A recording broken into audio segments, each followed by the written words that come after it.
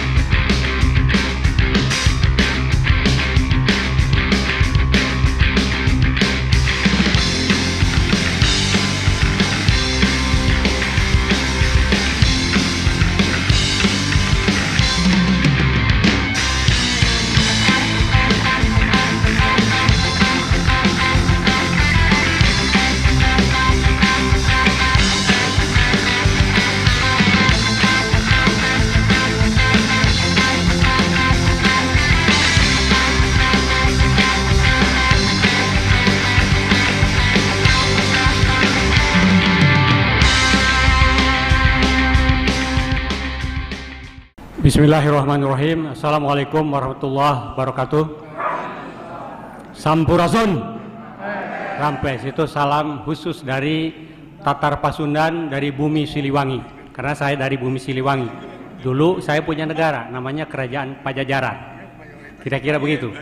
Nanti kenapa saya bicara ini, nanti akan saya sampaikan. Salam perjuangan. Hatur nuhun, puji dan syukur marilah kita panjatkan kepada Tuhan Yang Maha Kuasa, Allah Subhanahu wa taala, karena kita yakin atas limpahan rahmat dan karunia-Nya kita bisa berkumpul di sini sama-sama dalam rangka untuk kalau bisa membedah keprihatinan kita kepada situasi bangsa dan negara saat ini. Saya terima kasih, saya diundang. Bapak Ibu sekalian, ini sebenarnya tadi yang disampaikan oleh Pak Harto sebenarnya selesai. Itulah permasalahan kita gitu ya. Dan saya punten ada Pak Slamet Subianto, Laksamana ya, tadi yang disampaikan itu Laksamana Purnawirawan. Waktu beliau datang ke Beijing, saya waktu itu atas pertahanan di Beijing, beliau sebagai Kasal, itu beliau ke tempat saya. Dan alhamdulillah asisten yang beliau bawa itu semua jadi, ya termasuk peninjauan ke Korea Utara. Beliau kemana-mana biasanya selalu bawa tasbih, Pak. Jadi alhamdulillah beliau sehat dan cerah. Bapak Ibu sekalian, saya sebenarnya ingin menyampaikan, kita semua sudah tahulah bahwa situasi kebobrokan, nggak apa-apa. Saya juga sama dengan Pak Harto. Kalau misalnya mau diapain, tidak apa-apa. Tetapi saya punya keyakinan bahwa saya berjuang untuk agama, bangsa, dan negara. Itu koridornya. Dan saya sebagai mantan prajurit, ya saya hadir di sini itu juga karena sumpah saya dulu. Sumpahnya diantaranya adalah demi Allah saya bersumpah, saya ya pribadi, bahwa saya akan setia kepada Negara Kesatuan Republik Indonesia yang berdasarkan Pancasila dan Undang-Undang Dasar 1945 yang asli, bukan yang sekarang Undang-Undang Dasar 2002, bukan, yang asli. Jadi oleh karena itulah saya hadir di sini, gitu ya. Karena itu sampai yaumil akhir itu sumpah saya pribadi kepada Yang Maha Kuasa. Saya harus setia kepada negara, bukan kepada pemerintah. Kalau pemerintahnya itu amanah, ya, dia pegang itu pedoman kehidupan berbangsa dan bernegara, Pancasila dan UUD 45 yang asli, oh saya siap rela mati untuk kepentingan pemerintah. Tetapi manakala pemerintah ini mengakomodasi komunis, kemudian gayanya liberal kapitalis, enggak, saya siap mati untuk itu, untuk mengembalikan. Allahu Akbar. Jadi Bapak sekalian, ya kita sudah tahulah situasi negara ini. Kita jangan bohong. Jadi saya sebenarnya ada keprihatinan saya, ya, kepada adik-adik saya yang masih dinas. Harusnya TNI dan Polri, oke lah, Polri itu bukan kesatuan saya, tetapi TNI harusnya dia pegang koridor. Manakala pemerintah keluar dari koridornya, harusnya dia datang kepada pemerintah. Pemerintah masuk loh kepada koridor. Ini loh yang dibuat oleh founding father kita, di sana tujuan kita. Sekarang saya mohon maaf ya, dari tujuan negara saja, sekarang sudah diacak-acak.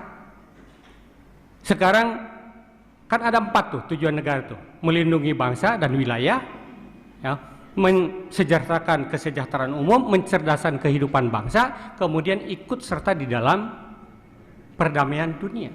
Sekarang kita lihat wilayah dijual. IKN tadi saya disampaikan oleh Pak Harto 190 tahun. Siapa yang akan di sana? Ya.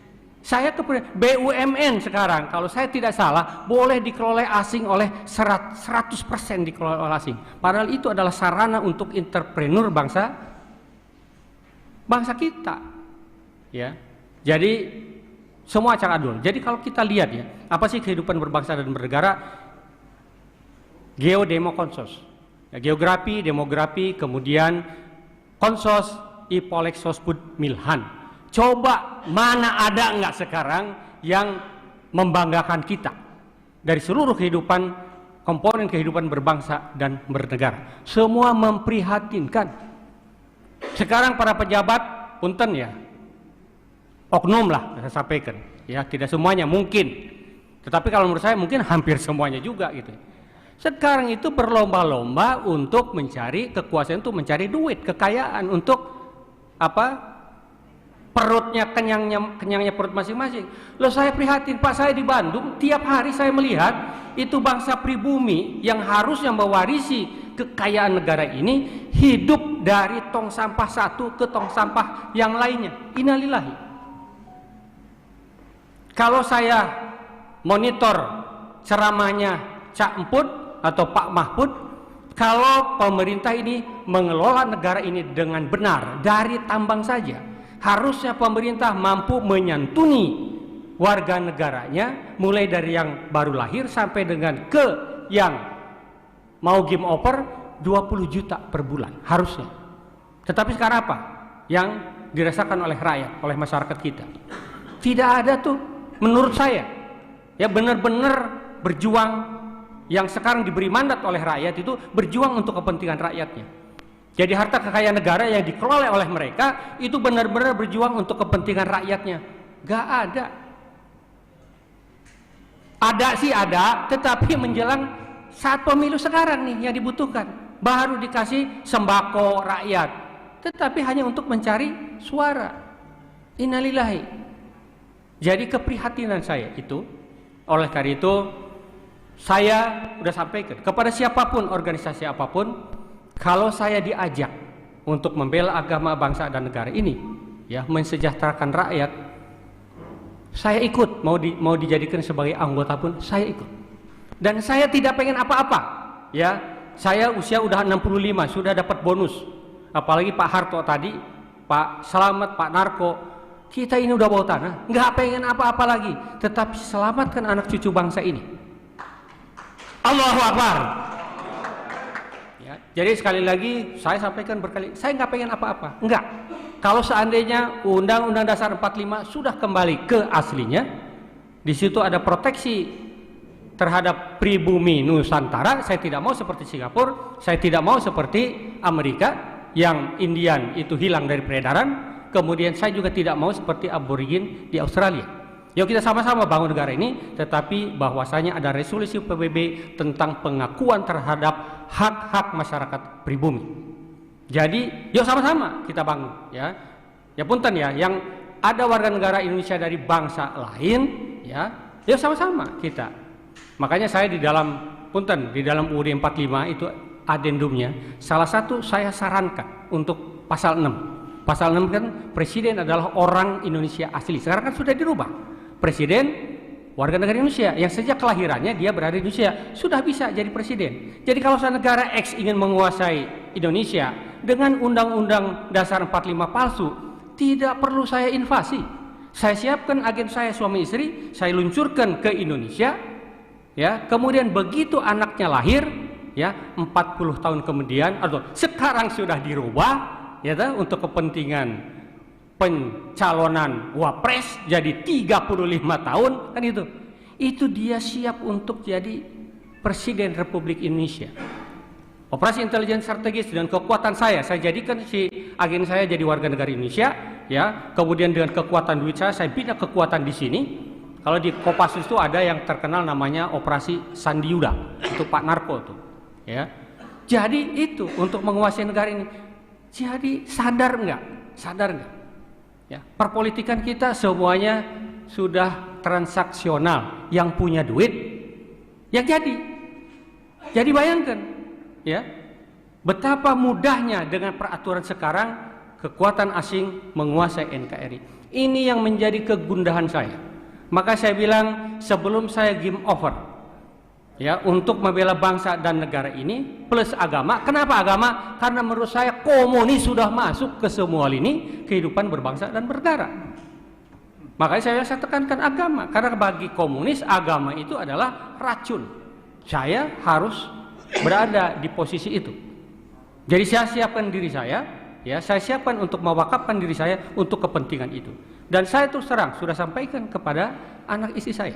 Pada saatnya Ibu Pertiwi memanggil, kalau memang itu untuk kepentingan agama, bangsa, negara, saya sudah cukup untuk tanggung jawab saya sebagai orang tua maupun sebagai suami. Dan izinkan saya untuk ikut bergabung dengan rekan-rekan seperjuangan yang tetap fokus untuk berjuang untuk agama, bangsa, dan negara kesatuan Republik Indonesia tercinta. Jadi Bapak-Ibu sekalian, ini kenapa kita ada ini, karena pemakzulan ini ikut di dalam. Karena satu tadi saya sumpah saya sebagai prajurit dan itu adalah sumpah perorangan. Dan yang kedua, memang situasi NKRI sekarang ini tidak dalam keadaan baik-baik saja. Ibu Pertiwi sedang sakit, perlu dibantu, perlu diingatkan, yang sekarang sedang bau reksok, kira-kira begitu. Yuk kita sama-sama, saya berharap mudah-mudahan kita tidak pesimis, Pak Harto, walaupun memang kalau secara normatif sekarang ini pemerintahan, kalau orang Sunda bilang pemerintahan kumaha aing, semau gue yang berkuasa kok, ya kan? Nggak akan, Pak, secara normatif nggak akan bisa digoyang, nggak bisa, ya. Tetapi paling tidak menyadarkan masyarakat bahwa situasi ini harus ada perubahan. Kalau kita tidak ingin bubar jalan NKRI ini. Jadi jangan sampai negara kesatuan Republik Indonesia ada tetapi isinya sudah berubah. Sama dengan Undang-Undang Dasar 45 masih ada tetapi isinya sebenarnya palsu. Saya tidak menghendaki itu terjadi semuanya bagi komponen kehidupan berbangsa dan bernegara, semuanya palsu semua. Ya. Jadi mari kita sama-sama berjuang, ya. Insya Allah, ya, untuk kepentingan agama, bangsa dan negara. Saya siapkan diri saya ini karena memang sumpah saya adalah itu untuk agama, bangsa dan negara. Saya pikir ini hanya tinggal mungkin nanti kita bagaimana caranya, ya, bagaimana caranya supaya tujuan ini tercapai. Insya Allah walaupun ini jauh api dari panggang, tetapi paling tidak ini sudah menggaung. Mungkin secara politik kita bermain, kemudian nanti mungkin secara hukum, karena konstitusi sudah banyak dilanggar oleh Bapak ini nih, yang sebelah mana? Ya? Itu. Dan tidak bisa dia, itu bukan urusan saya, nggak bisa. Namanya kepala negara, dia sebagai kepala pemerintahan, dia bertanggung jawab atas beres atau tidaknya pemerintahan ini. Jadi kalau saya pun tanpa saya di tentara, kalau ada anggota yang salah, selama dia berada di dalam komando saya, apapun yang dia lakukan dan tidak dia lakukan, itu adalah tanggung jawab saya. Itu kalau saya jadi komandannya dia. Loh ini bukan salah saya, Bu. Tanya dong kepada ini. Innalillahi. Apa seperti itu pemimpin? Ya. Jadi kita bisa melihat itu. Jadi yuk kita sama-sama bahu-membahu, rapatkan barisan, selamatkan NKRI tercinta. Baik melalui politik, melalui hukum, satu lagi melalui tekanan. Sekarang memang beratnya itu kita oposisi sekarang sendirian. 98 yang punya duit di oposisi, asing atau negara luar juga di oposisi, pemerintah sendirian jungkel. Kita sekarang kebalik, pemerintah didukung oleh asing, didukung oleh yang punya duit, kan begitu. Jadi jadilah sangeunahna, seenak udelnya. Makanya KM 50 padahal itu pelanggaran HAM berat, enggak ada di utak-atik karena di belakangnya ada siapa. Ya, tetapi yakinlah dengan kekuatan dan kekuasaan Allah Subhanahu wa taala kita bisa untuk menyelamatkan NKRI tercinta. Allahu Akbar. Allahu Akbar. Wassalamualaikum warahmatullahi wabarakatuh.